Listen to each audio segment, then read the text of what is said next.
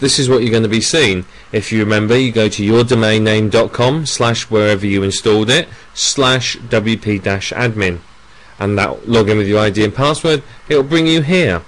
Now what we're going to do now is I'm going to talk you through a little bit about how to configure WordPress and set it up so it's really useful for you. There's a lot of things that are installed by default that really you don't want. They're odds and ends, like the comment and posts. So here I can see there's 2 posts. There's one there that I did as a test that's unpublished, and then there's a default one. So first thing we do, you can click up here, select them all. There you are. Oh dear. Select them all. Let's delete them all. Don't want any of those posts. Don't really want a hello world post on my my website, do I? Don't worry about having deleted all those. Your website's now blank, but you're going to write your first posts in a minute. Let's click on pages. So you've got an about page here. The about page probably doesn't tell you too much. Let's click on it and edit it. It is something you want to edit. It's a good chance to put a little bit about you. So there you are. You can see this is the editor, and you can see you can do things like add links. You can look at the HTML. You can add movies, images, sounds, and all sorts of other media to it fairly easily. So you put page all about me and my blogger.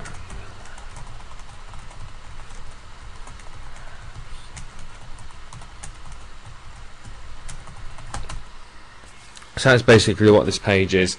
A lot of templates refer to this page, so it is worth including it and writing it. It's certainly not a waste of time.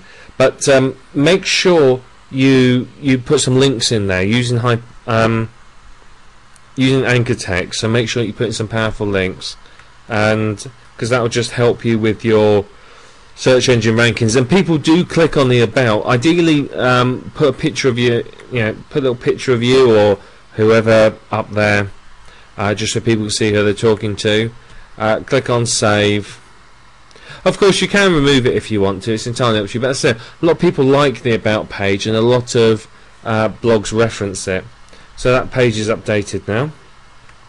Let's have a look in links. This I know is full of things that you want to delete. Here you are. There's lots of links here to other sites.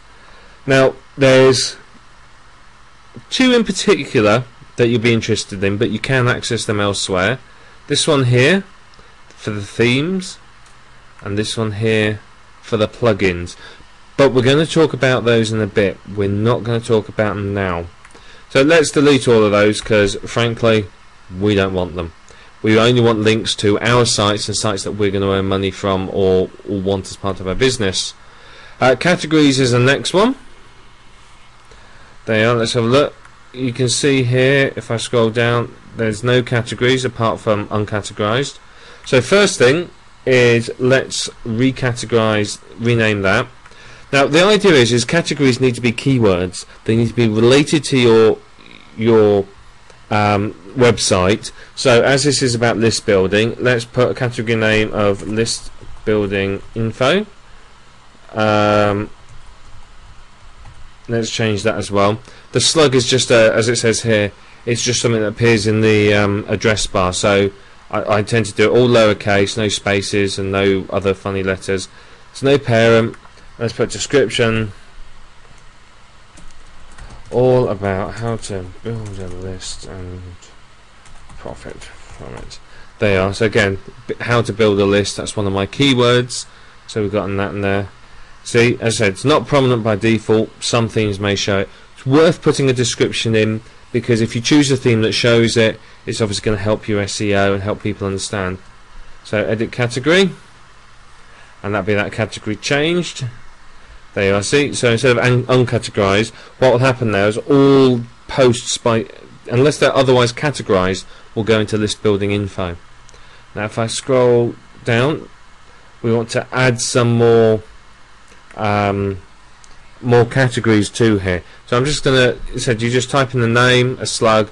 You can have a hierarchy of categories if you want to, particularly if it's going to be a large a large website with a lot of information, it may be worth having parents, general categories like you may have music. Under music you may have jazz, and under that you may have other categories. It's not necessary by any stretch of the imagination, but if you are going to be creating a larger site, then you may want to consider this as something to do, just to make it easier, not only for you to organise the information, but easier for people to find information. So let me just add a couple of categories, and I'll be back in one moment. Okay, so now we can see I've added another couple of categories there. You can see here you can't delete the first one. That's because it's the generic one that all posts go into. But I could delete these. You see, I've generated two other that are related to list building. Most of my posts will go in here, but there will be other posts in here, and I may add other categories as I go along. I'll just say at the beginning, just think of a few categories that you know you're going to post in and put them on there. You can always add more ones later on. Let's have a look at tags. You can see here that there's only one tag. That's a tag called test post that I put in earlier, so I'll delete that. Tags are sort of a Web 2.0 thing that people use for interrelating information. So if you've got lots of posts, you'll put the tags in. So I'm going to show you how to do that in a little while. But what you will do, what people can do, is they'll come to your website, they'll see the tags, and they'll say, well, I'm interested in the subject of, I don't know, relationship building with my list. So they'll click on that tag, and then they'll see all the posts relating to that tag. So it's another way of just sorting out information to make it easier for people to find them. Link categories, let's look at those. So again, there's a blog roll category, which is a default. You can change that. Let's change it to something called related sites. Now you want to make sure it's something that is that doesn't sort of say advertising partners or something like that. Something that sort of will help make people go, oh, I've got to click on that for some more information.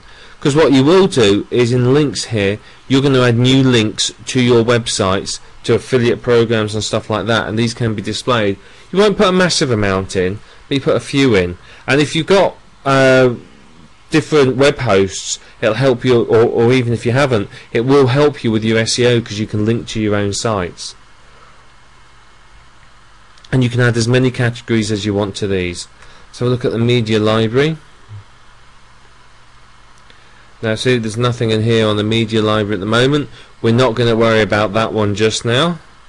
Import. Okay, so there you are. This is quite useful.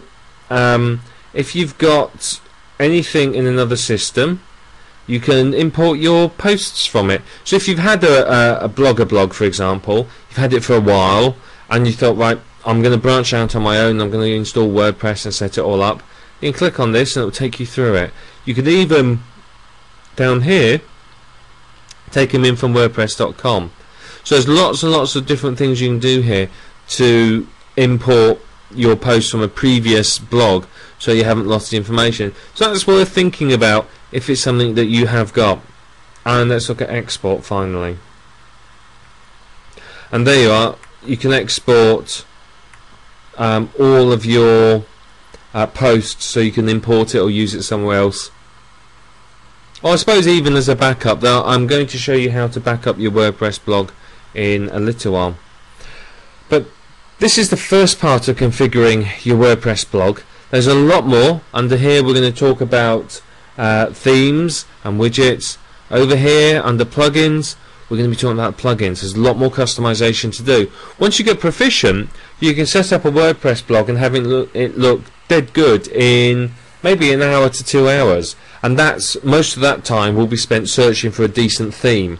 So it can be very, very quick once you know what you're doing, because it's just click, click, click. So that's the first part you need to do.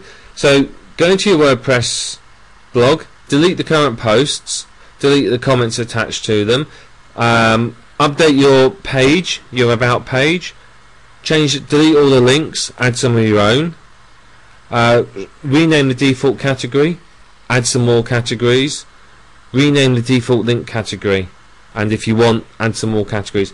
But that's it for this video. In the next one, we're going to talk more about how you can customize and install your WordPress blog.